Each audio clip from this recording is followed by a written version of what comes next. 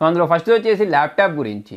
జనరల్గా ల్యాప్టాప్ని ఛార్జ్ చేయడానికి పవర్ అడాప్టర్స్ అయితే మనం అందరం యూజ్ చేసుకుంటూ ఉంటాం. అయితే ఆ అడాప్టర్ పెట్టేటప్పుడు కొంతమంది ఏం చేస్తారంటే ఫస్టే ఆ అడాప్టర్ ఏదైతే ఉంటుందో ఆ ప్లగ్ని తీసుకెళ్ళి ఆ సాకెట్కి పెట్టేసి స్విచ్ ఆన్ చేసిన తర్వాత మనకు ఈ పిన్ ఏదైతే ఉంటుందో ఆ పిన్ తీసుకెళ్ళి ల్యాప్టాప్కి కనెక్ట్ చేసుకుంటూ ఉంటారు.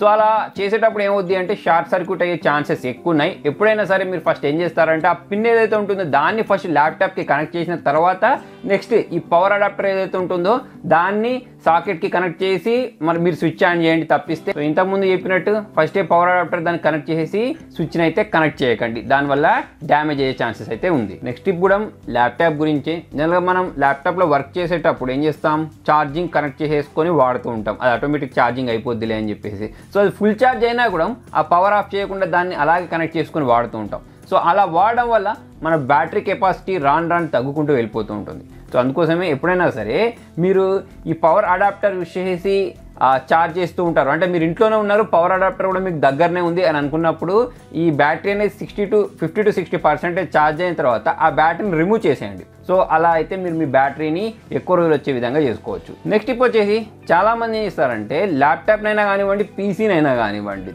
గాలి తగలకుండా మొత్తం ప్యాక్ చేసేసి వాడుతూ ఉంటారు. ఫర్ ఎగ్జాంపుల్ మీరు CPU చూసారో లేదో ఈ టేబుల్స్ ఉంటాయి చూసారా, సో ఆ టేబుల్స్లలో కింది వైపు పెడుతూ ఉంటారు. కింది వైపు పెడతారు, అక్కడ గాలి కూడా పోదు. కాకపోతే మీరు ఒకటి ఇక్కడ గమనించాల్సిన విషయం ఏంటి అంటే దాంట్లో ఉండే ప్రాసెసర్ ఏదైతే ఉంటుందో ఆ ప్రాసెసర్కి హీట్ అనేది తగిలితే అంటే ప్రాసెసర్ అనేది ఎక్కువ హీట్ అయింది అనుకోండి మీకు దాని పర్ఫార్మెన్స్ అనేది అంత తగ్గుకుంటూ వెళ్ళిపోతూ ఉంటుంది.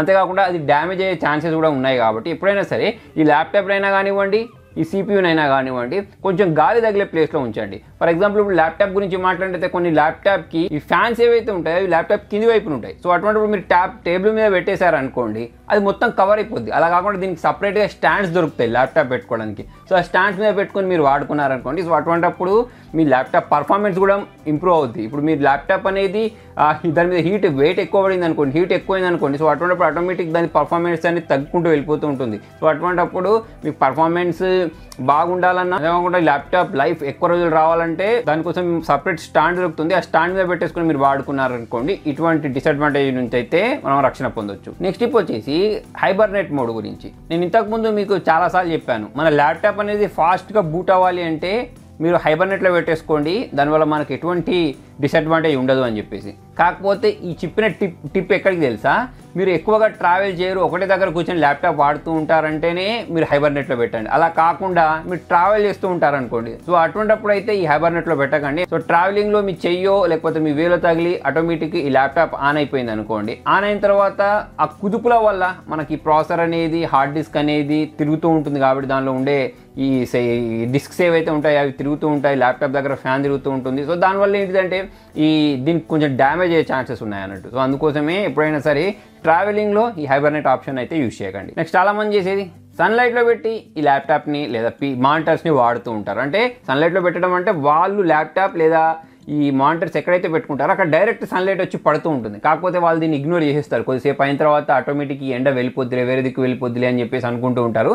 కాకపోతే మీ డిస్ప్లే ఏదైతే ఉంటుందో ఈ సన్లైట్ డైరెక్ట్ పడడం వల్ల రాను దాని కెపాసిటీ ఏదైతే ఉంటుందో అంటే దాని బ్రైట్నెస్ అయినా కాంట్రాస్ట్ లెవెల్స్ ఏవైతే ఉంటాయో అవి కోల్పోకుండా వస్తుంది, వెంటనే పోదు, దాని లైఫ్ అనేది మెల్లిమెల్లి తగ్గుకుంటూ వస్తుంది. అందుకోసం ఎప్పుడైనా సరే డైరెక్ట్ సన్లైట్ పడే చోట మీరు ఈ ల్యాప్టాప్నైనా కానివ్వండి మానిటర్స్నైనా కానివ్వండి ఉంచకండి. నెక్స్ట్ ఇంకొక మిస్టేక్ చాలామంది చేస్తూ ఉంటారు, నేను కూడా చేసేవాడిని. ఏంటి అంటే మనకు ల్యాప్టాప్తో ఈ అడాప్టర్ ఇస్తారు కదా, దానికి ఒక పెద్ద వైర్ ఉంటుంది. ఆ వైర్ని మనం ఏం చేస్తామంటే ఇష్టం ఉన్నట్టు చుట్టేస్తాం, దానికి చుట్టేసి ఎక్కడైనా మూలకు పెట్టేస్తాం, ఇంట్లో ఉన్నా కూడా దాన్ని అలాగే పెట్టేస్తుంటాం. సో అలా పెట్టడం వల్ల ఏం జరుగుతుంది అంటే రాను అంటే వెంటనే మీకు దానికి డ్యామేజ్ అనేది అవ్వదు, రాను ఏమవుద్ది అంటే దానికి డ్యామేజ్ అనేది జరుగుతూ ఉంటుంది. ఇప్పుడు జనరల్గా మీరు ఏదైనా పేపర్ తీసుకున్నారనుకోండి, దాన్ని ఫోల్డ్ చేసుకుంటూ వెళ్తూ ఉంటే ఏమవుద్ది, దానికి ఒక బెండ్ లాంటిది వచ్చేసి అక్కడ నుంచి చిరిగిపోవడం లాంటివి జరుగుతుంది చూసారా. సో అటువంటి కేసెసే మనకు ఈ వైర్స్ తోటి కూడా జరుగుతాయి. కాబట్టి ఎప్పుడైనా సరే ఈ వైర్స్ని అలా ఇష్టం వచ్చినట్టు బెండ్ చేయకండి, కొంచెం జాగ్రత్తగా ఉంచుకోండి. నెక్స్ట్ కూడా ఈ ల్యాప్టాప్ కేబుల్ గురించి చాలామంది ఏం చేస్తారంటే ఈ ల్యాప్టాప్ కేబుల్ పాడైపోయిన తర్వాత ఇంటి పక్కన ఉండే ఫ్రెండ్ దగ్గర నుంచి తీసుకొని రావడము, లేకపోతే షాప్లోకి వెళ్ళేసి సెకండ్ హ్యాండ్ ఇవి తీసుకొస్తారు, లేకపోతే థర్డ్ పార్టీవి తీసుకొచ్చేసుకుంటూ ఉంటారు. సెకండ్ హ్యాండ్ తీసుకొస్తే అది క్వాలిటీతో ఉంటే పర్లేదు అనుకోండి, కాకపోతే థర్డ్ పార్టీ అడాప్టర్స్ తక్కువకి వచ్చాయి కదా అని తీసుకొచ్చి దాన్ని ఛార్జ్ చేసేసారనుకోండి. సో అటువంటిప్పుడు మీ మదర్ బోర్డ్ కాలిపోవడము, లేకపోతే దానికి ల్యాప్టాప్కి డ్యామేజ్ జరగడము లాంటివి జరుగుతుంటాయి. అందుకోసం ఎప్పుడైనా సరే కాస్ట్ అయినా సరే ల్యాప్టాప్కు పవర్ సప్లై చేసే అడాప్టర్ ఏదైతే ఉంటుందో దాన్ని మాత్రం మీరు ఒరిజినల్ కొనుక్కోండి, డూప్లికేట్ మీద మాత్రం ట్రస్ట్ చేయకండి. నెక్స్ట్ టిప్ వచ్చేసి, చాలామంది ల్యాప్టాప్ అయినా సరే కంప్యూటర్ అయినా సరే వాడేటప్పుడు దానికి చాలా రకాల గ్యాడ్జెట్స్ని కలెక్ట్ చేసేస్తారు.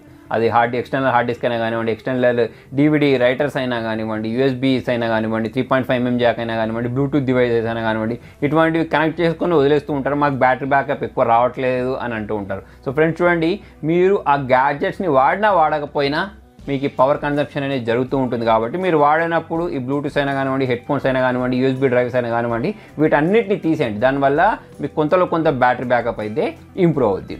సో ఫ్రెండ్స్, మరి మొత్తానికి ఇది వాటి వీడియోలో. మరి మీకు ఈ టిప్తో ఏ టిప్ అనేది ఇంట్రెస్టింగ్ అనిపించిందని కింద కామెంట్లో రండి. వీడియో నచ్చినట్లయితే లైక్ చేయండి, షేర్ చేయండి. ఇటువంటి ఇంట్రెస్టింగ్ అప్డేట్స్ కోసం చూస్తూనే ఉండండి.